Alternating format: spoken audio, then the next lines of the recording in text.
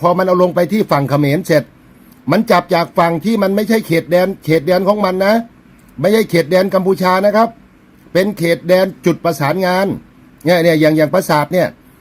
คือจัดคนขึ้นมานั่งประสานงานกันใช่ไหม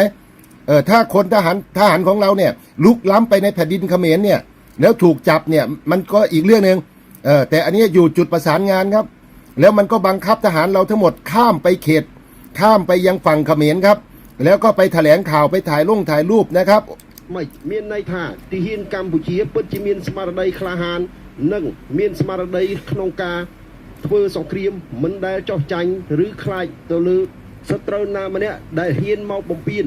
เมาเฉลียนปีนบอกเลยตึกใดกัมพูชีนู่ที่เฮียนกัมพูชีเตอร์ใต้ต่อสู้กาเปียจีดกาเปียตึกใดเราบอกล้วนมันอ้อยเมียนกาบัดมองซุ่มใบเตมุยมิลลิเมตรแต่อ้อยสตรนู่เลยปีขยมขมายเคพีพีส้มเพื่อสิกระไดเรียกาเนี่ยประมาณนี้นะครับอันนี้คือวิดีโอเก่านะครับแต่เขมรมันเอามาตีฟูใหม่มันบอกว่าทหารเขมรเนี่ยไม่เคยเกรงกลัวทหารไทยแม้แต่น้อยนะครับแม้แต่น้อยผลงานก็คือสามารถจับกลุ่มทหารไทยมาได้แล้วในอดีตนะครับงั้นก็เอาวิดีโอนี้ขึ้นมาประกอบนะ